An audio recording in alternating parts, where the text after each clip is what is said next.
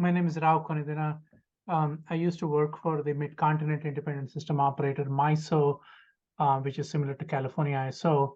I think basically from what resource assessments that I have done in the past, and from what I have seen in the reports that the joint agency, the CPUC, as well as the CEC have provided in the fourth quarter, this is latest information.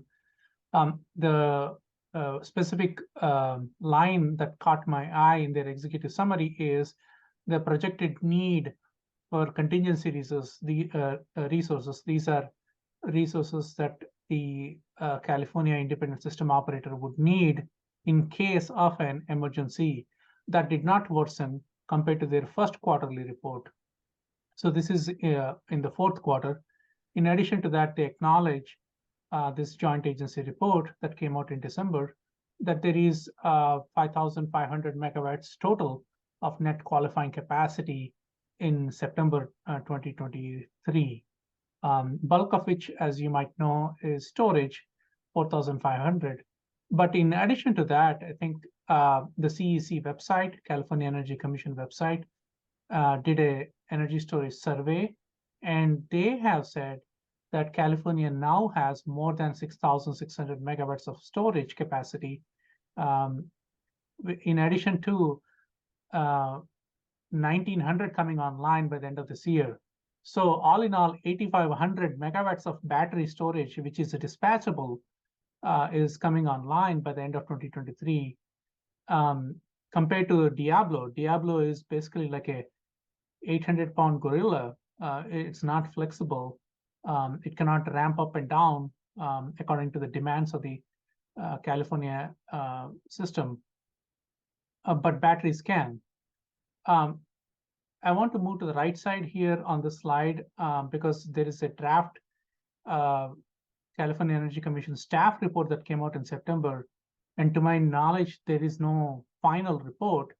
And in that draft CEC staff report, I'm really puzzled because they have excluded more than 10,000 megawatts of renewables under the excuse or under the logic that these resources, those 10,000 megawatts, are competing with the integrated resource planning procurement orders.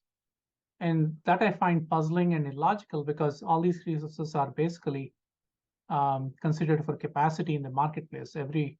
Every storage developer is actually wanting to play in the California energy market.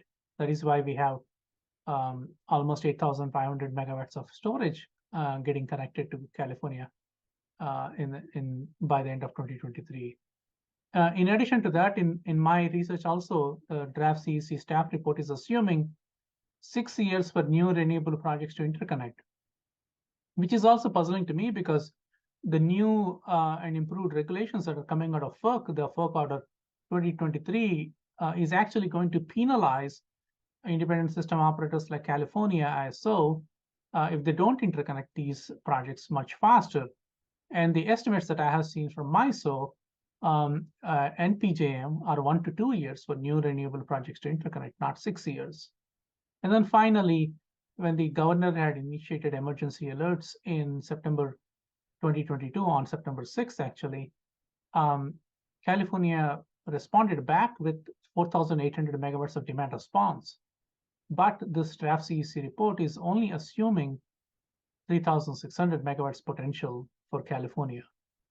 So those are the things that caught my eye between the joint agency report and the draft CEC staff report. And I want to walk you through one more slide here from a table and the resource perspective. What I found is in the baseline requirement that, in fact, PG&E recommends, according to the administrative law decision in 2021, California needs 6,000 megawatts to be built by June 1st, 2024, another 1,500 by 2025, all in all 11,500. But when I add how much is the capacity that is on track to be built, according to the fourth quarterly report from the joint agencies, California is actually building more than 7,000 megawatts in addition to the required 11,500. And so overbuilding capacity by 7,000. And then finally, even if we include the capacity that is only constructed and interconnected by the end of 2023, which is one of the things that the administrative law judge raised, then California still has, at the end of the day, 1,000 megawatts extra compared to what it needs, according to my calculations at least.